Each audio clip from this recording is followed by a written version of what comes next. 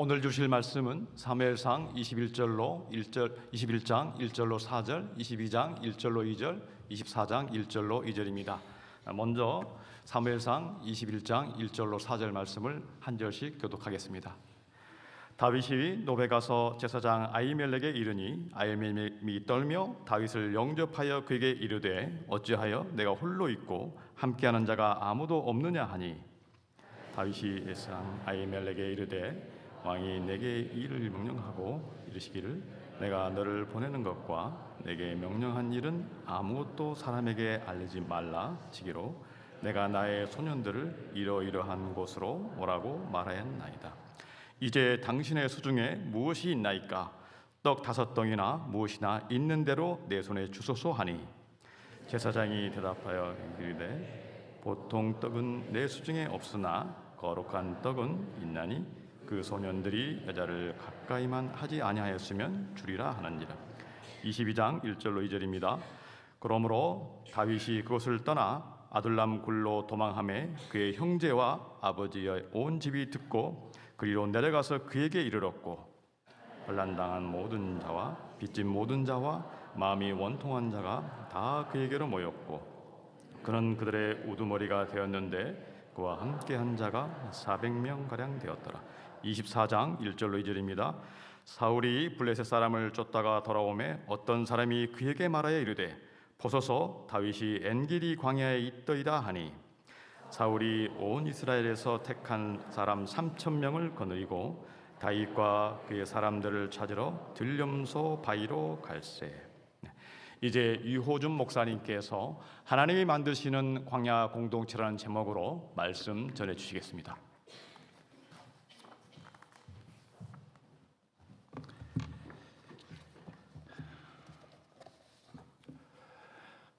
오늘 성가대에서 정말 멋진 5월의 찬송을 불러주셔서 감사합니다. 제가 평소에 가장 좋아했던 찬송 중에 하나인데 프란츠 조셉 하이든의 천지창조라고 하는 그런 유명한 오라토리오의 주제음악이죠. 아마 그 찬송을 지금 들으신 분들은 다 아시겠지만은 마치 하늘에 있는 모든 행성들이 절도 있게 착착 움직여가는 마치 기차의 궤도 움직이듯이 그렇게 정확하게 움직여가는 그런 멜로디를 여러분 들으셨을 것 같아요. 하나님이 만들어 놓으신 이 세상은 이렇게 모든 것이 정확하게 돌아가는데 왜 사람 돌아가는 건 이렇게 제대로 안 돌아갈까 하는 생각을 하는 이런 찬송입니다. 그래서 우리로 하여금 자연을 바라보고 세상을 바라보고 하나님이 만드신 이 5월의 아름다움을 다시 한번 만끽하면서 우리 안에 어떠한 생각들이 지금 자리를 잡고 또 또아리를 타고 있는지 생각해 보는 그런 절기가 되었으면 좋겠습니다. 오늘 이 시간에 여러분과 함께 하나님의 말씀의 떡을 여러분과 함께 나누려고 합니다. 읽은 성경은 사무엘서에 있는 말씀입니다. 아마 다윗에 관한 이야기를 여러분들 어려서부터 주일학교에서 다 들으셨을 것이에요. 그런데 한 가지 잊고 있는 것이 있습니다. 다윗이 목동으로 일찍이 사무엘에 의해서 왕으로 위임받고 기름 부음 받았습니다. 그러나 즉시 즉위하지 않고 그가 왕이 되었을 때는 수많은 시간 지난 후였습니다. 달리 말해서 그 가운데 토막들, 소위 말해서 다윗은 기다림이라는 게 무엇인가를 배우기 시작했어요. 오늘 이 말씀은 단순히 옛날 옛적에 있는 이야기가 아니라 여러분과 제가 인생을 살면서 가장 중요한 단어가 무엇일까? 굉장히 많겠지만은 기다림이 아닐까 생각합니다.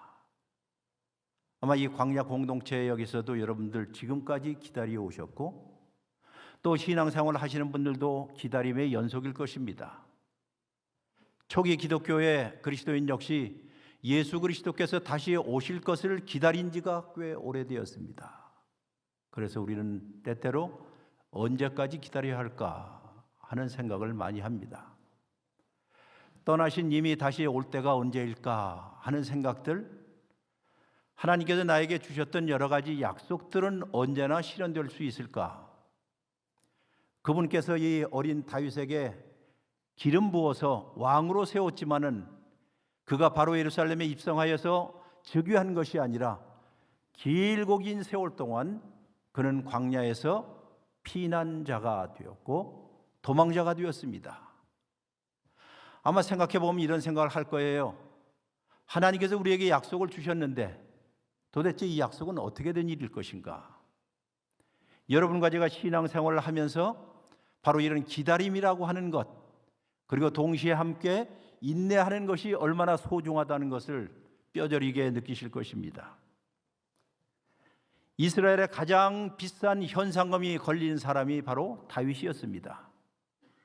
사울이 그를 죽이기 위해서 전국에다 다 dead or alive, 죽여서 데리고 오든 살아서 데리고 오든 그를 잡아오라는 포스터가 전국에 퍼져 있었습니다.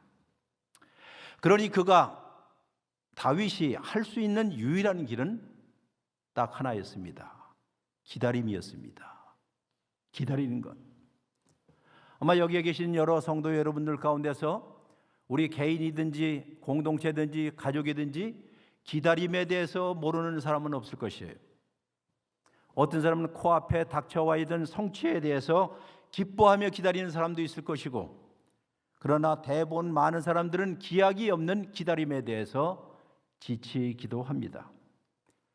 광야에서 이리저리 유리하면서 기다려야 했던 다윗처럼 혹시 여러분 가운데서도 아득한 하나님의 약속이 혹은 아득한 꿈이 실현되기를 기다리시는 분이 여기에 있을지도 모를 것이에요. 그 꿈이 무엇일까요? 아마 조금 전에 잠깐 기도하셨던 것처럼 우리의 비틀어진 인간관계가 언제나 회복될까 하는 것도 있을 것이고, 아버지와 어머니와 자녀와 혹은 친구와의 거리가 두었던 모든 삐뚤어진 관계들이 언제나 회복될까 하고 기다리시는 분도 있을 것입니다. 아니면 그 꿈이 아기를 갖는 불임의 젊은 엄마일 수도 있을 것이에요. 언제나 하나님께서 우리에게 자녀를 주울까? 아니면 그 꿈이 건강을 회복하는 병중에 있는 그리스도인일 수도 있고, 어떤 바는 바로 직장에 관한 일일 수도 있을 것입니다.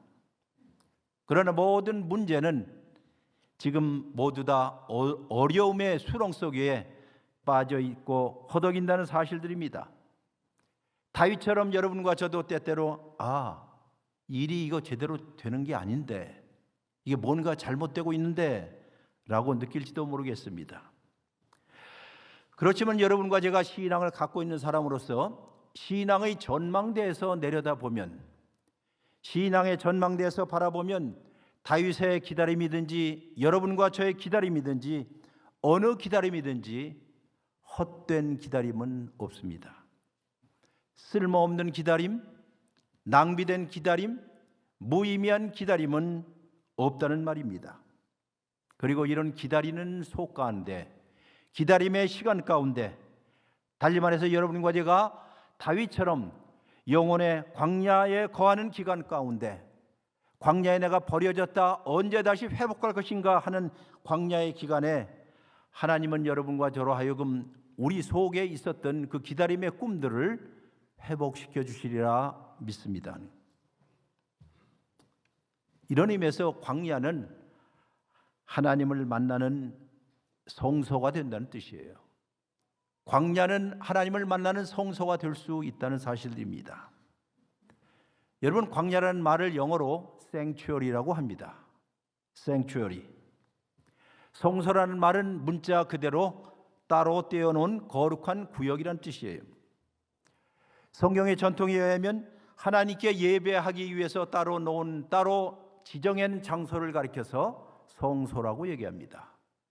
어떤 의미에서 여기가 하나님의 성소일 수 있어요.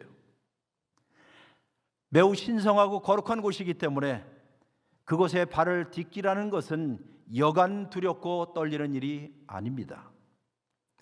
여러분이 이 교회당에 들어올 때 어떤 마음으로 들어오셨는지는 모르지만은 그러나 적어도 우리가 성소에 들어올 때 두렵고 떨리는 마음으로, 왜? 이런 이유 때문에 모세는 호렙산 중턱에서 신발을 벗어야만 했습니다. 사실 예배라는 것은 유한한 인간이 범접할 수 없는 신성의 영역에 발을 디뎌 놓는 일들이 예배이기 때문입니다. 단순히 예배는 프로그램이 아닙니다. 거룩함과 성스러움 앞에서 감히 어쩔 줄 몰라 하는 것, 어려운 말로 이것을 우리는 경외라고 하지요. 절대자이시면서 거룩하신 하나님과 조우하는 순간 유한한 사람은 말과 언어를 잊게 됩니다. 신성의 장엄함에 압도되기 때문입니다. 그리고 그 신성함에 대해서 인간이 보일 수 있는 유일한 반응은 경탄과 경의와 엎드림밖에 없습니다. 바로 그때로부터 예배는 시작되는 것이에요. 이처럼 성소는 구별된 특수한 장소이긴 하지만 그 순간, 그 안에 들어가는 순간서부터 바깥 세상 그 어디에서도 찾아볼 수 없는 안전함을 느끼는 곳이 또한 성소이기도 합니다. 마치 성소는, 생츄어리는 어머니의 품처럼, 어린 새의 둥지처럼 그곳에서 포근함과 안식을 느끼게 됩니다. 격변하는 세상 속에서 가장 안전한 곳, 보호함을 받는 곳, 피난처가 되는 것이 성소입니다. 그래서 조금 전에 말씀드린 것처럼 성소를 영어로 sanctuary라고 하는데요, 종교적인 용법으로는 성소라 혹은 제단이라는 말도 되지만은 일반적인 의미로는 안전지대라는 뜻이에요. 혹은 보호구역 혹은 피난처를 의미하는 것이 바로 sanctuary입니다. 아마 여러분도 다 아시다시피 국가적으로 특정한 지역을 구별하여서 sanctuary를 만드는 일이 있습니다. 산이나 광야나 사막이나 혹은 대평원과 같은 곳에 야생 동물을 보호하는 보호구역을 지칭하는 것을 우리는 와일드라이프 생츄어리라고 합니다. 야생 보호구역이라고 얘기합니다. 야생동물에게는 그곳이야말로 수렵이 없는 안전지대이며 보호구역이고 피난처입니다. 크리스찬들에게도 이런 성소가 있습니다. 물론 교회가 성소 생츄어리여야 할 것입니다. 이곳에서 우리는 하나님을 만날 뿐만 아니라 이 안에서 내가 보호함을 받고 있구나, 안전하구나 하는 안도감을 느끼는 곳이 바로 성소일 것이에요.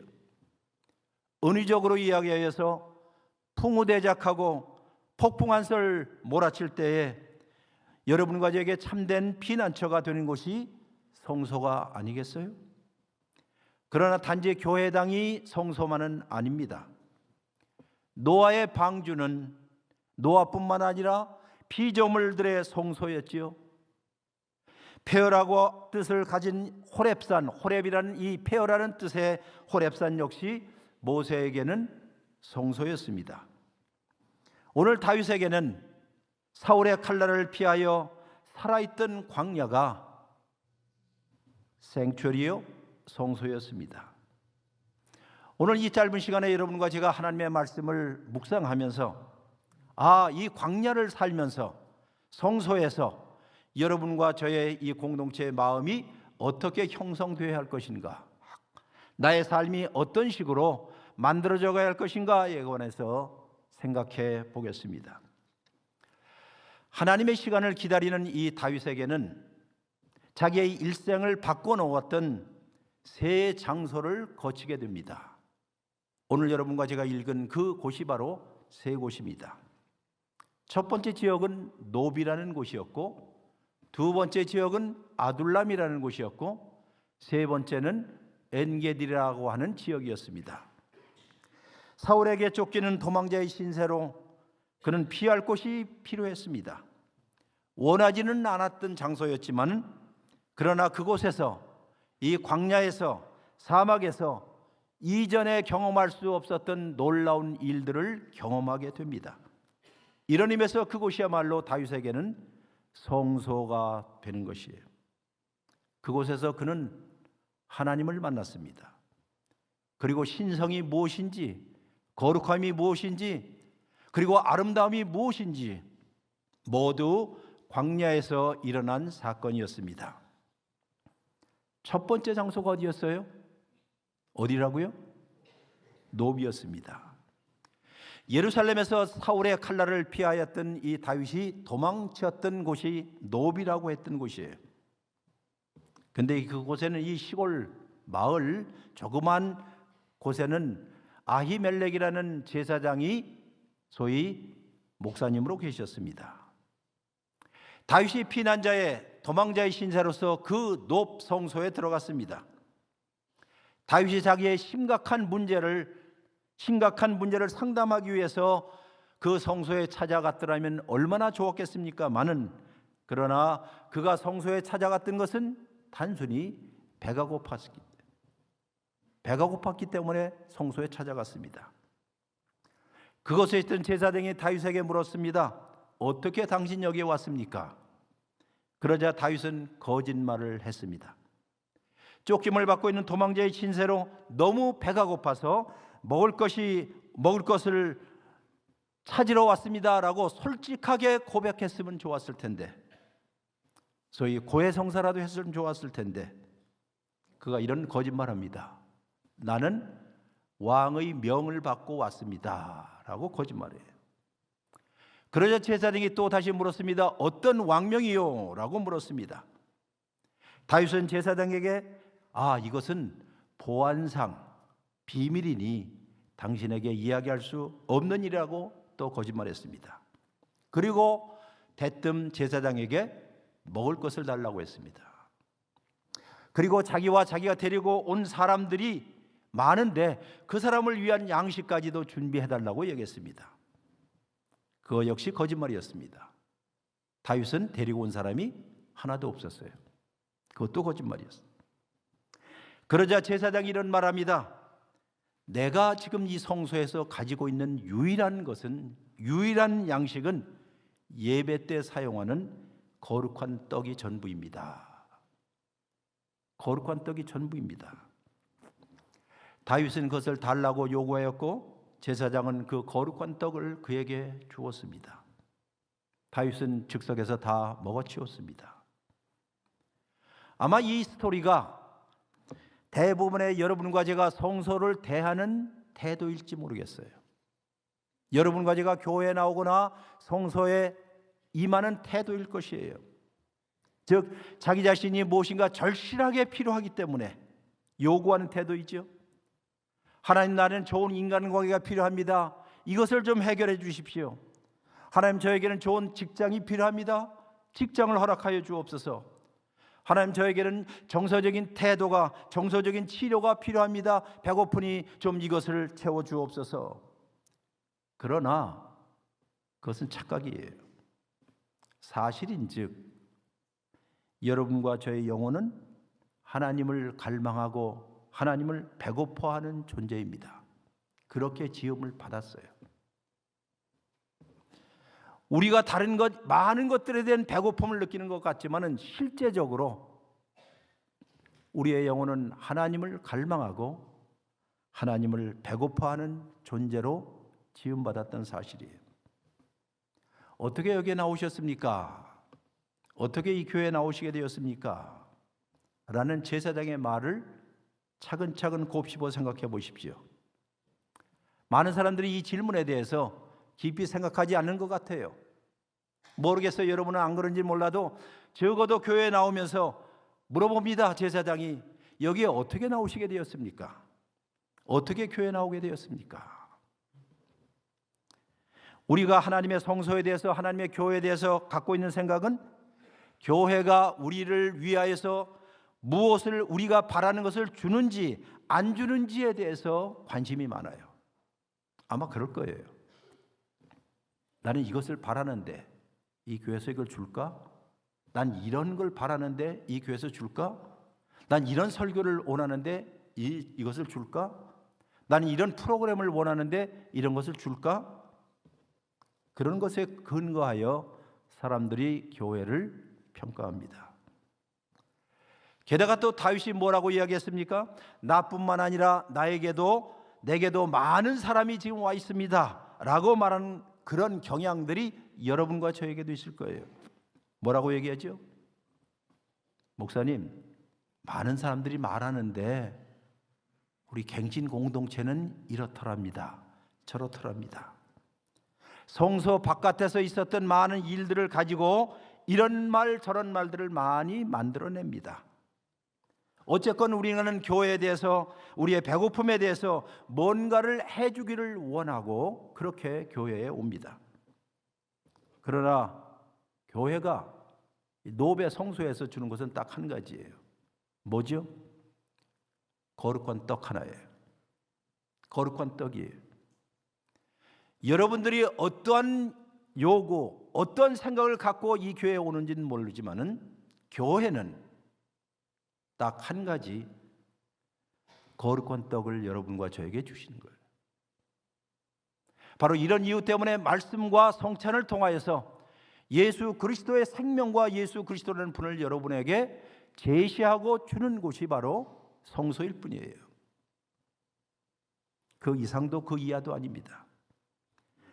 그러나 우리에게서 가장 중요한 것이 바로 그리스도인에게 중요한 것이 무엇이겠어요? 거룩한 떡입니다. 이 이야기의 가장 중요한 부분은 바로 제사장이 다윗에게 먹을 떡을 주었다는 것입니다. 그 거룩한 것이 육체의 배고픔을 만족하는 데 사용되도록 했다는 것이 아이러니였습니다. 수세기 후에 예수님께서는 이 이야기를 사용하여서 왜 자기가 안식일에 배고픈 자들에게 먹을 것을 주었고 안식일에 병을 고쳤고 안식일에 많은 사람들이 먹는 데 있어서 그들에게 먹을 것을 주었는지 그 행동의 정당성을 주장한 본문이 바로 이것이었어요. 왜냐하면 예수 그리스도는 배고픈 자에게 먹을 것을 주시기 위해서 오신 분이시기 때문이에요. 예수께서 안식일을 깨뜨렸다면 그것은 단 한 가지 이유 때문입니다. 안식일 자체가 아니라 안식일 성소에 찾아온 그 사람의 배고픔을 주시기 위해서 예수 그리스도께서 여러분과 저에게 오셨다는 사실들이에요. 물론 여러분이 어떤 동기를 가지고 여기에 오는지는 잘 모르겠어요. 그러나 다윗처럼 그럴 것이에요. 자기의 안건들, 자기의 풀어야 할 숙제들, 어떤 생각들, 이런 것들을 해결받기 위해서 성소에 나오곤 합니다. 맞습니다. 그런 이유 때문에 나옵니다. 그럼에도 불구하고 별로 문제가 되지 않아요. 왜냐하면 하나님의 거룩하심, 예수 그리스도의 생명, 이런 것을 여러분과 제가 잡는다고 하여도 그 거룩함이 우리 때문에 더러워지지 않기 때문이에요. 상관없습니다. 누구든지 이 안에 와서, 성소에 와서 하나님이 주시고자 하는 떡을, 생명의 떡을 간절한 마음을 가지고 먹기를 원하는 자에게는 하나님께서 그냥 돌려보내시는 분은 아니시라는 사실들이에요. 정말 배가 고프십니까? 하는 질문이에요. 정말 여러분들이 신앙적으로, 영적으로 하나님의 말씀과 하나님의 생명의 양식이 그리워서, 배가 고파서, 목말라서 이 교회에 오십니까? 하는 질문을, 그리고 하나님은 부단히 끊임없이 다른 것 주시지 않고 거룩한 떡을 주실 뿐입니다. 신성을 만나게 하고 예수 그리스도를 만나게 하고 하나님을 만나게 하기 위해서 오늘 그 자리에 여러분과 제가 나와 있습니다. 이제 여기를 떠나고 그 다음에 또 도망자의 신세로 가는 곳이 있습니다. 두 번째가 어디죠? 두 번째 장소가 아둘람이라고 하는 곳이었습니다. 노베에서는 다윗은 거룩이라는 것, 신성이라는 것을 발견했습니다. 성소에서 신성을 발견했어요. 광야에서 신성을 발견했습니다. 광야에서 하나님이 우리와 함께 임재하신다는 것을 경험하는 것, 바로 이것이 첫 번째였습니다. 이 두 번째는 그는 아둘람이라는 곳에서 공동체를 발견했습니다. 어찌 보면 다윗이 이 아둘람의 공동체, 아둘람의 동굴에 숨어 있는 동안에 하나님께서는 400명의 사람들을 그에게 보내주셨습니다. 그런데 성경을 읽어보신 분은 아시겠지만은 참 희한한 사람들만 모였습니다. 환난당한 자, 빚진 자, 마음이 원통한 자, 이런 사람만 모였습니다. 이렇게 기록되어 있습니다. 이 사람들로 말할 것 같으면 최상의 사람들, 가장 똑똑한 사람들, 총명한 사람들이 전혀 아니었습니다. 그저 그런 사람들이었어요. 하나님께서 공동체 안으로 불러 모으시는 사람들은 항상 이런 종류의 사람들입니다. 꼭 기억하십시오. 우리 중에 어떤 사람이 괜찮은 사람이 있다고 한다면 하나님과는 관계가 없을 거예요. 우리 중에 누군가 뭔가를 잘하는 사람이 있다고 한다면 그는 하나님의 도움이 필요하지 않을 것입니다. 그러나 여러분과 저는 하나님이 여러분과 저를 불러서 입양시킨, 그리고 하나님의 식탁에 둘러앉은 하나님의 입양된 자녀로서, 권속으로서 이 자리에 앉아 있습니다. 우리에게는 한 가지 공통점이 있어요. 여러분과 저의 공통점이 딱 한 가지 있습니다. 그것은 바로 우리에게는 구세주가 필요하기 때문이에요. 구원자가 필요하기 때문에 여기에 나와 있는 거예요. 구세주가 절실하게 필요한 사람들로서 이 자리에 오게 된 것입니다. 종종 교회는 구세주가 절실하게 필요하다는 것을 너무나도 잊고 살 때가 많이 있어요. 무슨 뜻입니까? 교회 안에 어떤 사람들로 모였어요? 원통한 사람들, 낙심한 사람들, 가난한 사람들, 별 볼 일 없는 사람들, 뭔가 배가 고픈 사람들, 억울한 사람들, 버림받은 사람들과 같은 사람들이 모여 있어요. 생각해 보세요. 이런 사람들이 모이면 시끄러울까요? 안 시끄러울까요? 100% 시끄럽지요. 잘 맞을까요? 안 맞을까요? 안 맞아요. 그럼에도 불구하고 하나님이 이런 사람들이 구원이 필요하기 때문에 그들을 부릅니다. 만약 여러분들이 이 교회 저 교회 쇼핑하러 다니는 분들도 있을 것이에요. 아니면 클릭해서 이 교회 저 교회 예배시랑 왔다 갔다 하는 사람들, 서핑족도 있고 노매드족들도 있어요. 아마 대부분의 교회를 방문하는 사람들은 뭔가 불만족스럽기 때문에 만족을 채우기 위해서 교회를 찾아갑니다. 그리고 가면 꼭 실망을 해요. 자기 때문에 실망한다는 사실을 모르고 그렇게 실망을 합니다. 그들은 모두 다 배가 고프고 뭔가 필요하고 만족하지 못하고 원통한 사람들입니다. 우리의 교회들 역시 다를 바가 없어요. 그러나 오늘 성경에 의하면 이런 교회가 진짜 성경적 교회라는 것이에요. 이런 교회가 진짜 성경적 교회라는 사실들을 기억하세요. 디트리트 본 회포라는 분이 이런 말을 했습니다. 이렇게 가르쳐 주세요. 인간적으로 볼 때에 기독교인의 공동체는 이상적이지 않습니다. 이상적이지 않습니다. 달리 말해서 그리스도인 공동체는 인간이 꿈꾸는 이상화된 모임이 아니란 뜻이에요. 그러면 우리 공동체는 어떠할까요? 교회 공동체는 신적인 실체입니다. Divine Reality예요.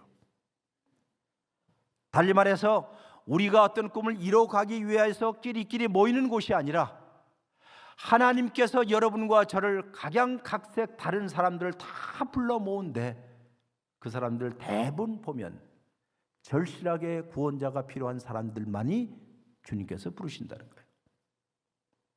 그렇지 않은 사람은 구태여 교회까지 나올 필요가 없지요. 그래서 하나님께서 공동체에 대한 하나님의 생각과 꿈은 언제나 그 안에 낙심하고 환난당하고 빚지고 갈등하고 궁핍하고 원통한 사람들이 포함되어 있다는 사실들을 꼭 기억하십시오. 사도 바울의 말을 한번 들어보겠습니다. 고린도전서 1장 26절에 있는 말씀을 함께 읽겠습니다. 시작. 다시요. 시작. 형제들아, 너희의 부르심을 생각해 보라. 능한 자가 많지 아니하며 문벌 좋은 자가 많지 아니하도다. 그러나 하나님께서 세상에 미련한 것들을 택하사 지혜 있는 자들을 부끄럽게 하려 하시고 세상에 약한 것들을 택하사 강한 것들을 부끄럽게 하려 하시며 하나님께서 세상에 전한 것들과 멸시받는 것들과 없는 것들을 택하사 있는 것들을 폐하려 하시나니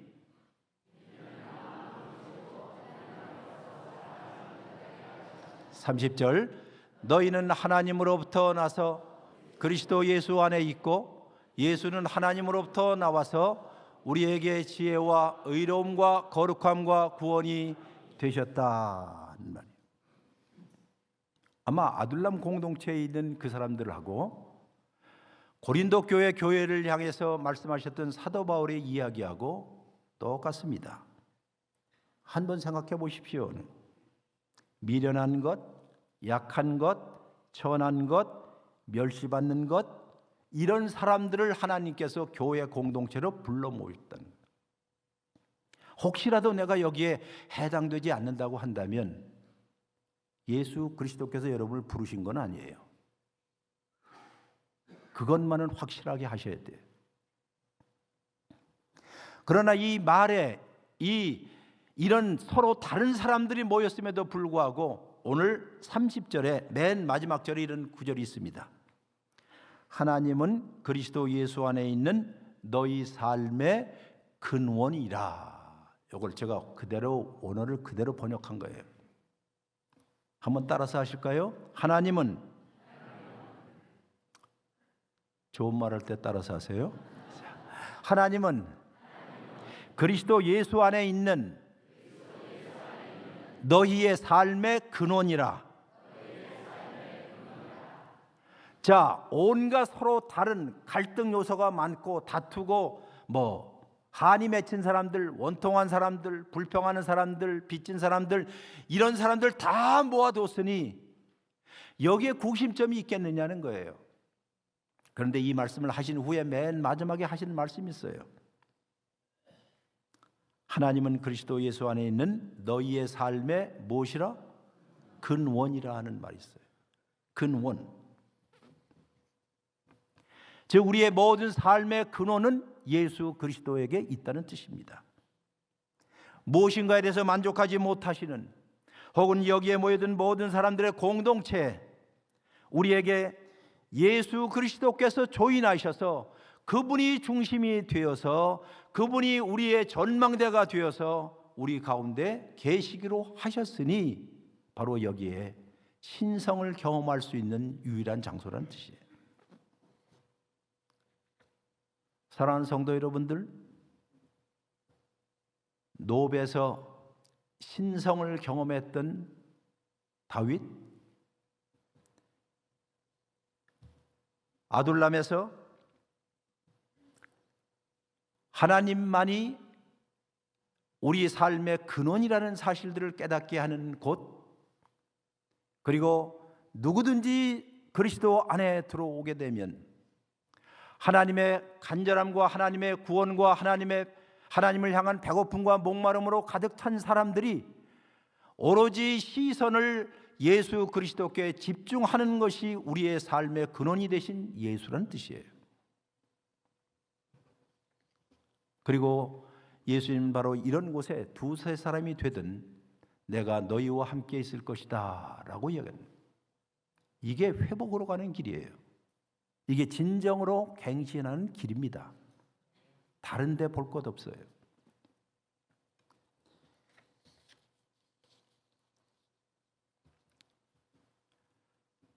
세 번째 장소가 있습니다. 세 번째 장소는 어디죠? 엔게디라고 부르는 곳이에요. 사실 이 엔게디 역시 광야와 사막에 있는 곳이었습니다. 최종적으로 다윗과 그의 400명의 부하들이 아둘람 동굴을 떠나서 엔게디의 다른 동굴로 또 피난 가고 또 도망갑니다. 그런데 이곳 역시 다른 생초리가 됩니다. 엔게디가요. 달리 말해서 이런 피난처들은, 이런 성소들은 여러분과 제가 무엇인가를 기다리면서, 하나님의 약속이 실현되기를 기다리면서 지금도 광야에 살면서 바꾸어 가야 할 장소들일 것이에요.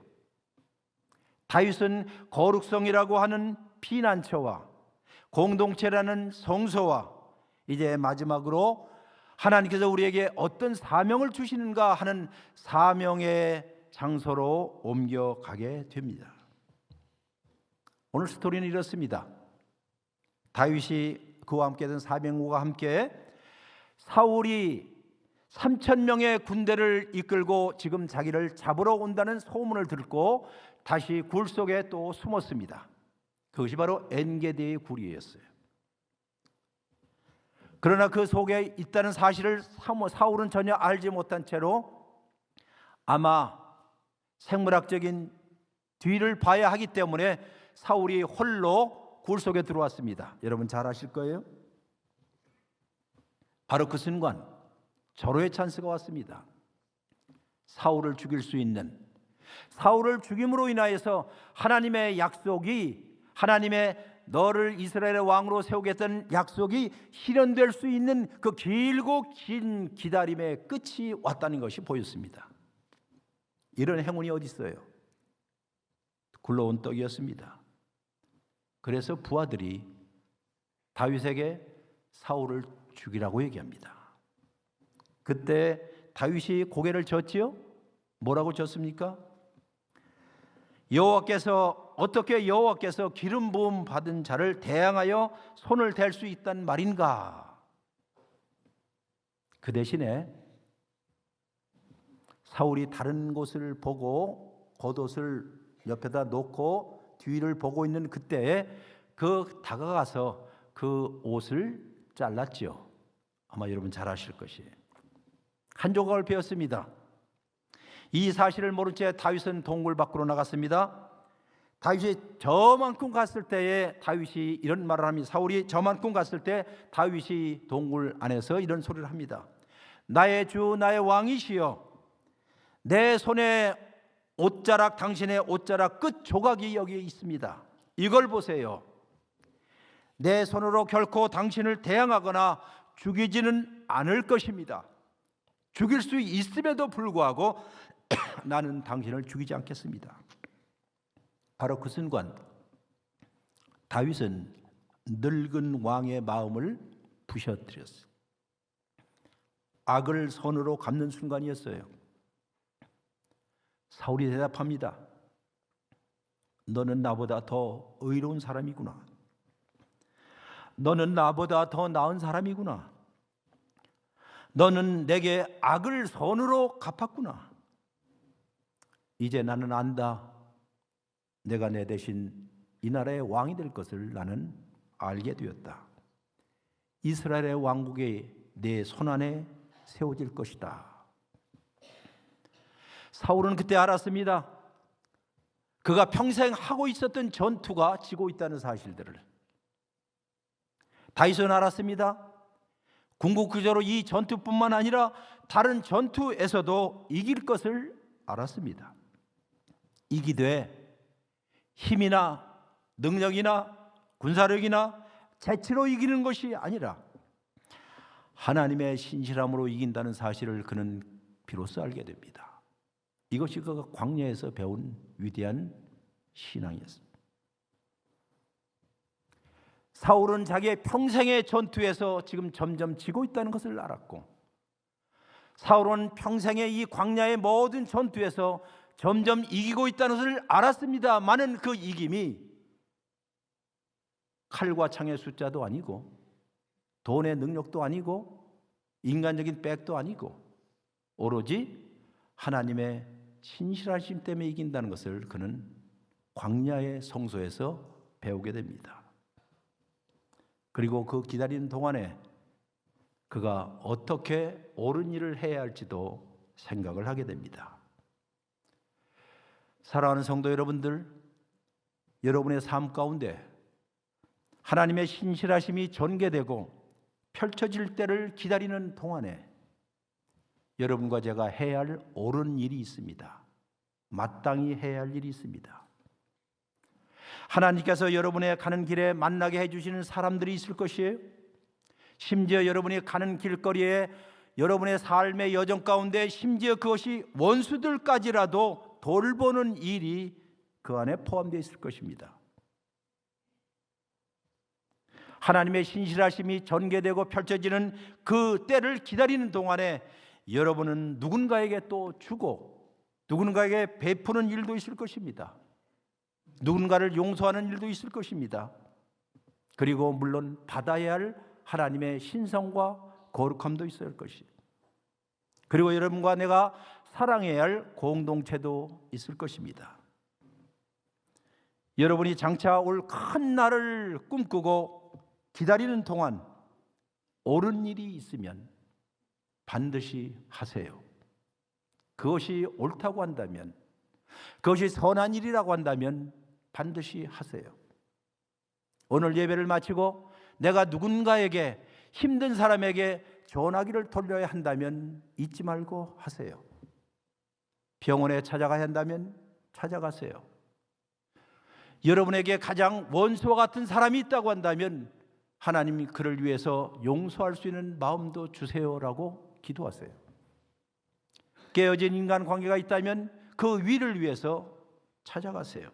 이것이 여러분과 제가 마땅히 해야 할 일들이에요. 사명입니다. 엔게디에서 이 다윗이 배운 것이 바로 이것이었습니다. 광야, 높,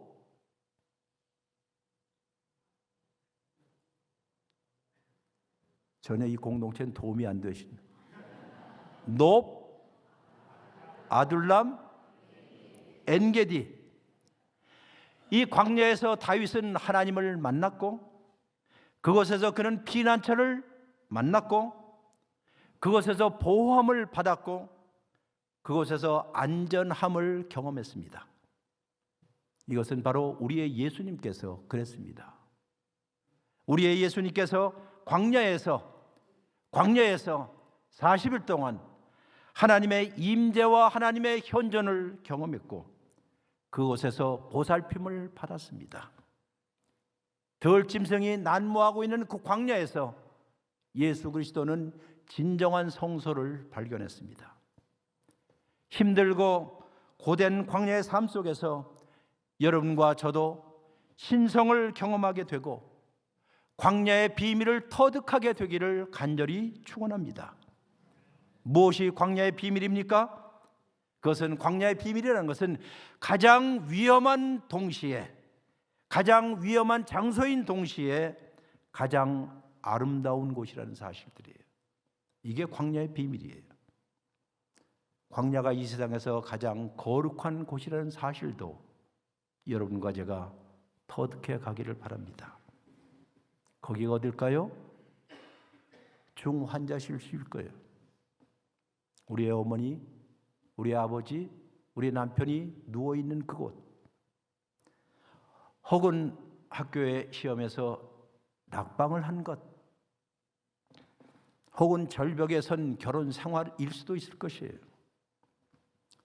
방랑하는 자녀 때문에 애끓는 부모, 그것도 광야예요. 실직하신 분들, 파산하신 분들, 메마른 광야가 동시에 안전지대가 되고 피난처가 되고 보호구역이 되는 성소가 될 줄 누가 알겠어요? 왜냐하면 하나님은 광야를 만드셨고 지금도 광야를 만들고 계시기 때문입니다. 기도하십시다. 주님, 주의 말씀을 읽고 듣고 또 들었습니다.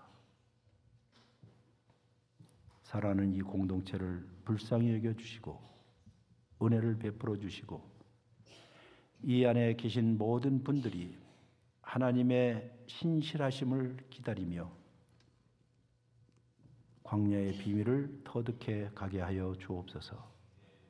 예수 그리스도의 이름으로 기도했습니다. 아멘.